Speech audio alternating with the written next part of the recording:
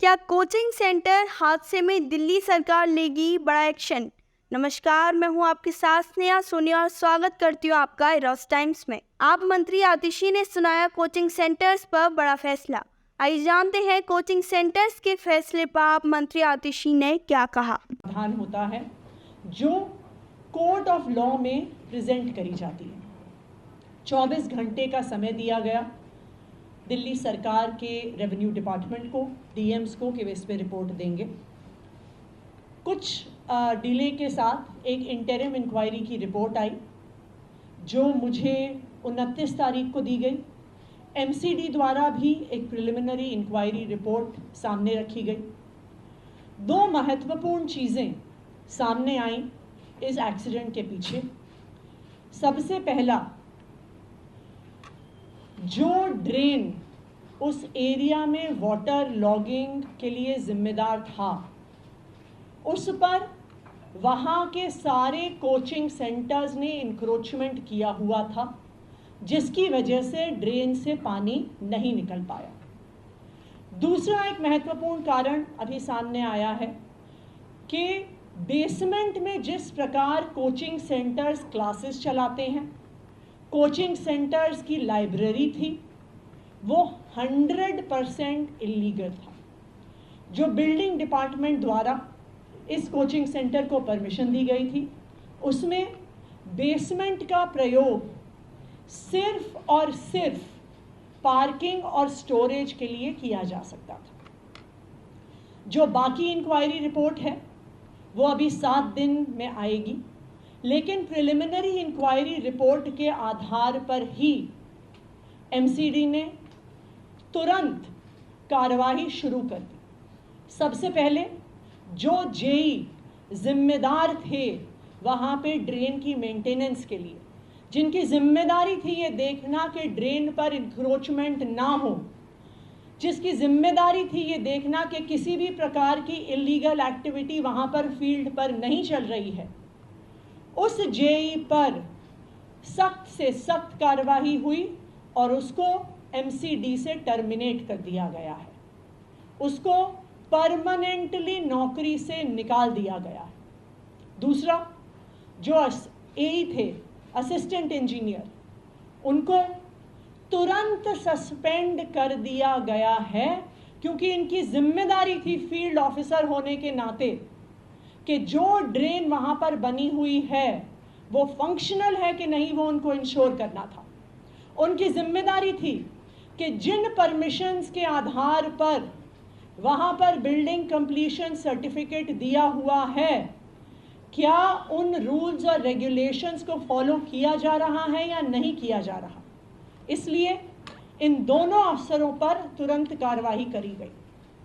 मैं आज दिल्ली के लोगों को और देश के लोगों को ये भरोसा दिलाना चाहती हूँ कि जैसे ही पूरी इंक्वायरी रिपोर्ट सामने आएगी और अगर इन अफसरों के अलावा और कोई भी अफसर जिम्मेदार पाया गया जिसके अपनी ड्यूटी ना करने की वजह से इतनी बड़ी त्रासदी हुई, चाहे वो अफसर एक जूनियर अफसर हो, चाहे वो सीनियर मोस्ट व्यक्ति हो, किसी को भी बख्शा नहीं जाएगा। उन पर सख्त से सख्त कार्रवाई करी जाएगी।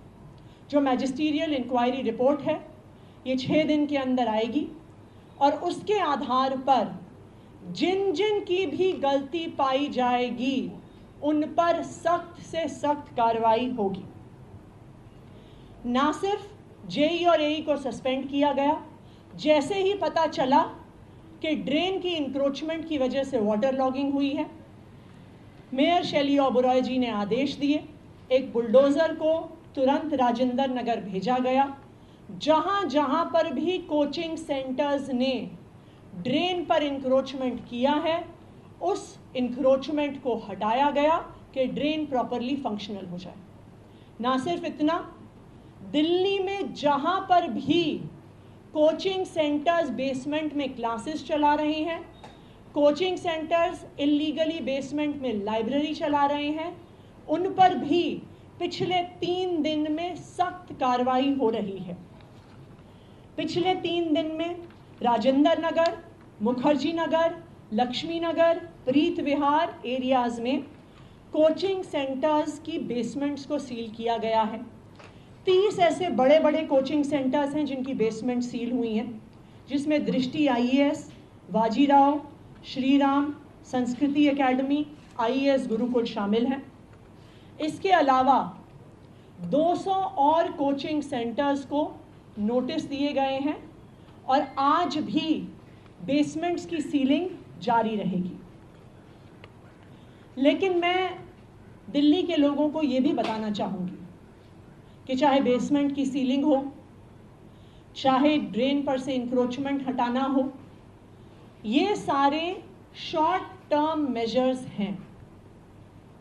क्योंकि अगर आप देखिए देश के अलग अलग हिस्सों में, चाहे वो दिल्ली हो, चाहे बॉम्बे हो, चाहे बेंगलोर हो, चाहे कोटा हो, देश भर से इन कोचिंग हब्स में स्टूडेंट्स कोचिंग के लिए आते हैं।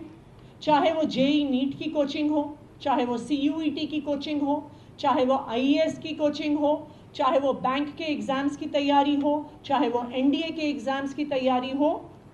देश के अलग अलग सेंटर्स में ऐसे कोचिंग हब्स बने हुए हैं जहां पर हर तरह की इल्लीगल एक्टिविटी हो रही है, जहां से पेपर लीक्स की बात सामने आ रही है, जहां पर स्टूडेंट्स की सुसाइड की बात सामने आ रही है, और जहां पर जैसे हमने देखा कि इल्लीगल बिल्डिंग यूज़ की वजह से राजेंद्र नगर में इतनी बड़ी त्रासदी हो गई।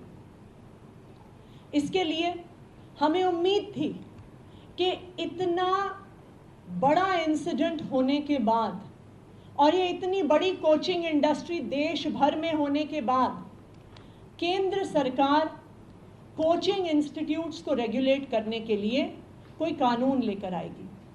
लेकिन हमें इस बात का दुख है कि केंद्र सरकार ऐसी देशव्यापी इंडस्ट्री को रेगुलेट करने के लिए, एक ऐसी इंडस्ट्री जहां पर पेपर लीक, जहां पर इलीगैलिटी, जहां पर स्टूडेंट सुसाइड, हर प्रकार की समस्याएं सामने आई हैं, इस इंडस्ट्री को रेगुलेट करने के लिए और इतनी इलीगैलिटी सामने आने के बाद भी केंद्र सरकार ने किसी भी प्रकार की रेगुलेशन को इंट्रोड्यूस नहीं किया।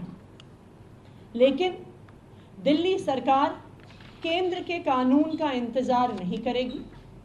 जिस प्रकार से प्राइवेट स्कूल्स को एक कानून के तहत रेगुलेट किया जाता है, जिस प्रकार से प्राइवेट हॉस्पिटल्स को, नर्सिंग होम्स को एक कानून के द्वारा रेगुलेट किया जाता है, उनके इंफ्रास्ट्रक्चर की गाइडलाइंस बनती हैं, उनकी रेगुलर इंस्पेक्शंस होती हैं, उनको रिकग्निशन दी जाती है, उसी तरह से दिल्ली सरकार, अरविंद केजरीवाल जी की सरकार एक कानून लेकर आएगी जो दिल्ली में चल रहे सारे कोचिंग इंस्टीट्यूट्स, चाहे वह IAS, IIT JEE, NEET, CUET, NDA किसी भी एग्ज़ाम्स की तैयारी करवा रहे हों, उन सबको रेगुलेट करने के लिए दिल्ली सरकार एक लॉन्ग टर्म सोल्यूशन के तहत एक कोचिंग इंस्टीट्यूट्स रेगुलेशन एक्ट लेकर आएगी।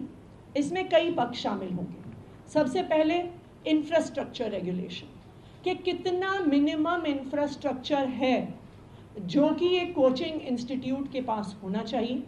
जिस तरह से स्कूल्स, नर्सिंग होम्स, सबको एक इंफ्रास्ट्रक्चर रिक्वायरमेंट दी जाती है, तो जो कोचिंग इंस्टीट्यूशंस का रेगुलेशन एक्ट आएगा उसमें कोचिंग इंस्टीट्यूट्स की इंफ्रास्ट्रक्चर रिक्वायरमेंट होगी।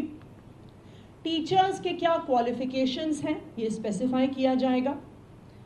तीसरा, कोचिंग इंस्टीट्यूट्स की फ़ीस को रेगुलेट किया जाएगा, क्योंकि ये भी एक परेशानी स्टूडेंट्स की सामने आई है कि बेइंतहा फ़ीस इन कोचिंग सेंटर्स द्वारा ली जाती है। चौथा, इन कोचिंग सेंटर्स को मिसलीडिंग एडवर्टाइजिंग करने से रोका जाएगा।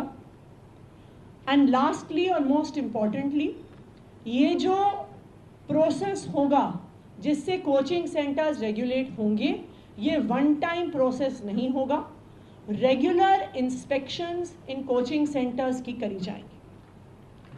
ये कोचिंग सेंटर्स रेगुलेशन एक्ट लाने के लिए हम आज एक कमेटी बनाएंगे।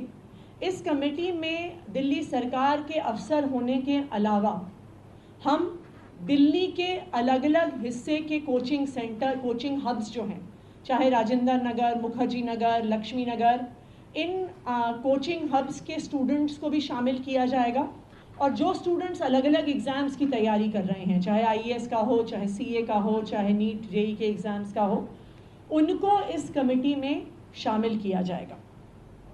हमने एक ईमेल एड्रेस भी इसके लिए बनाया है कि हम पब्लिक का फीडबैक इस कानून पे ले सकें, क्योंकि ऐसा कानून बनाने के लिए सबसे ज़रूरी है उन छात्रों का फीडबैक लेना जो छात्र इस कोचिंग प्रक्रिया से गुज़र रहे हैं या जो छात्र इस कोचिंग प्रक्रिया से गुज़र चुके हैं। मैं ईमेल एड्रेस अनाउंस कर रही हूँ, coaching.law.feedback@gmail.com, coaching.law.feedback@gmail.com, coaching.law.feedback@gmail.com। इस ईमेल एड्रेस को हम न्यूज़पेपर और FM रेडियो के माध्यम से भी पब्लिसाइज करेंगे। मेरा दिल्ली के सभी लोगों से ये अपील है और ख़ासकर के छात्रों से ये अपील है कि आप अपना फीडबैक ज़रूर दीजिए। जो कोचिंग में स्टूडेंट्स पढ़ रहे हैं उनकी रिक्वायरमेंट के हिसाब से इस एक्ट को बनाया जाएगा, रेगुलेशंस को बनाया जाएगा। हमारा ये मानना है कि ऐसा कानून ही एक लॉन्ग टर्म सल्यूशन है इस प्रकार की इलीगैलिटी और इस प्रकार की इरेगुलरिटी जो कोचिंग इंडस्ट्री में चल रही है, उसको एक लॉन्ग टर्म सल्यूशन देने।